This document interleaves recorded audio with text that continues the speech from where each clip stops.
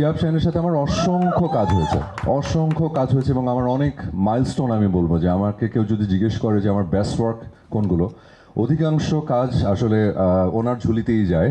আমি ওনার সাথে অনেক বছর ধরে কাজ করছি, কিন্তু অনেক বছর ধরে কাজ করার পরও যতবার নতুন কোনো প্রজেক্টে আমরা কাজ করতে যাই, প্রত্যেকবার আমি একজন নতুন শিহাব শাহিনকে পাই।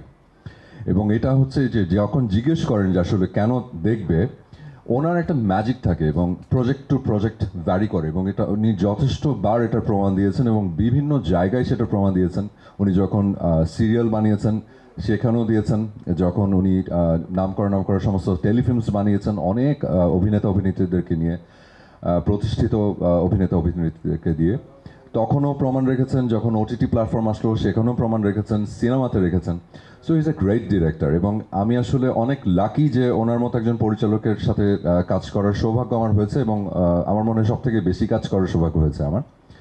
এবং তারপরে আমি ধন্যবাদ দিতে চাই আমার এন্টায়ার টিমকে, যারা যারা কাজ করছে। বর্ষণ অনেক বড় বড় কথা বলে ফেলেছে, আমি অতটা ডিজার্ভ করি না, আমারও অনেক ভুল ত্রুটি আছে। তো বর্ষণ অনেক সুইট, সাবিলের সাথে তো অনেক কাজ হয়েছে। এবং কিছু ইনফরমেশন, মজার একটা কথা যদি বলি, যতবার ক্লান্ত হয়ে গেছি, যতবার বসে পড়েছি মাটিতে শ্যুট করতে করতে, যখন শরীর ছেড়ে দিয়েছে, তো যাদের সাথে আমার মেইনলি হচ্ছে আমার দ্বন্দ্বটা থাকে, তারাই আমার সব থেকে বেশি টেক কেয়ার করেছেন। এটা একটা মানে আমার কাছে স্মৃতি হয়ে থাকবে সারা জীবন। সৌভিক আর শাহিন ভাই, সৌভিক মনে হয় শেয়ার করেছিল শাহিন ভাইয়ের সাথে, তো ওনারা দুজন মিলে ডিসাইড করেন যে এখানে কিছু অ্যাকশন সিন ইনপুট করা হবে, এবং সেটার জন্য একজন নাম করা অ্যাকশন ডিরেক্টরকে হায়ার করেন তারা। এবং উনি হচ্ছেন দীপক দাস, যাকে ছাড়া আসলে মানে খুবই একটা রিয়েলিস্টিক ফাইটের সিন করেছি আমরা এখানে। এবং পরিচালক এবং আমাদের হইচই কর্তৃপক্ষ কেউই চায়নি যে আসলে একটু লার্জার দ্যান লাইফ কোনো একটা অ্যাকশন হোক, খুব রিয়েলিস্টিক চাচ্ছিলেন তারা সবাই, স্পেশালি শাহিন ভাইয়া।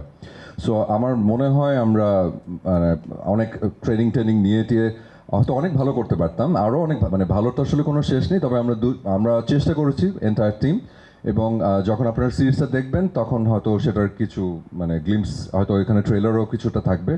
আপনারা এটার মন্তব্যটা আপনারা করবেন আসলে আমরা কি পাস করেছি না ফেল।